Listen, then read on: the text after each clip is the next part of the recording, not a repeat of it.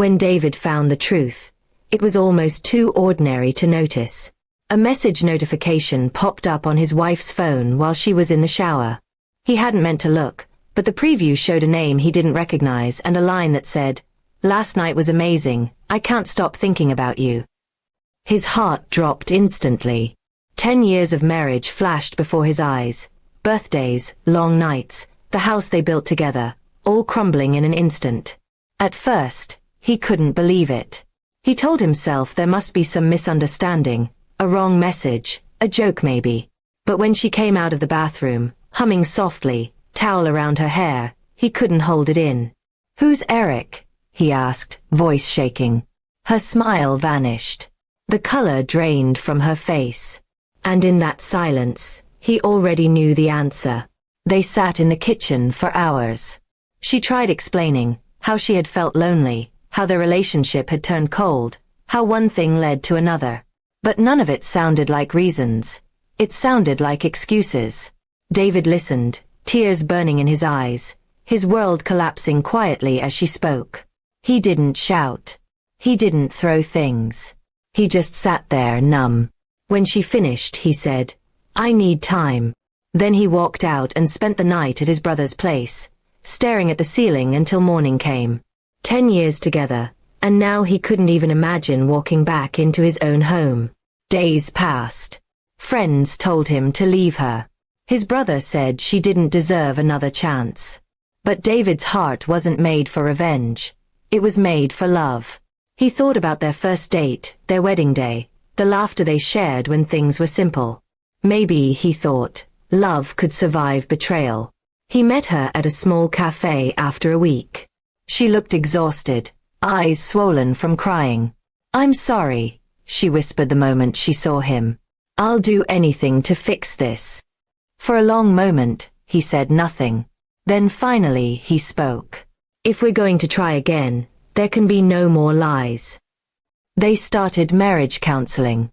The first few sessions were rough, anger, tears, awkward silences. But slowly, something began to change. She opened up about her mistakes, and he admitted his emotional distance over the years. They began to talk again, not as strangers, but as two broken people trying to rebuild. Months passed, and things seemed better. They went on walks again, cooked dinner together, and even laughed like old times. David wanted to believe that maybe they could make it through. But deep inside, a shadow still lived in his heart, a quiet doubt that never went away. Then one evening, he saw it again. A message on her phone. This time, she didn't hide it. It said, "I miss you, but I can't talk anymore." She had ended it with the man, but the past had left its mark. David realized then that forgiveness wasn't the same as forgetting. He didn't yell this time either. He just sighed and said, "Thank you for being honest." She cried again, begging him not to leave. But something in him had changed. He understood now that love without trust was only a memory pretending to live. A few weeks later, David moved out. He didn't hate her. He didn't wish her pain. He simply needed peace. They kept in touch for a while, mostly about the house, bills, and unfinished things. But slowly, the distance between them grew into silence.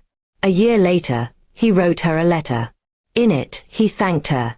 For the good times, for the lessons, even for the heartbreak. He told her that despite everything, he hoped she found happiness. It wasn't bitterness that guided his words, but closure. Now, 2 years later, David has learned to live alone. He spends weekends hiking, has made new friends, and even started painting again. Sometimes he still thinks of her, not with anger, but with a quiet acceptance. The wound that once bled has turned into a scar, one that reminds him of who he became after losing everything. His update to the story wasn't dramatic. There was no grand reunion or revenge. Just a man who tried to fix what was broken and learned that sometimes, walking away is the real act of love. In the end, David realized that healing doesn't always mean staying. It means learning to let go without hate, and moving forward with peace.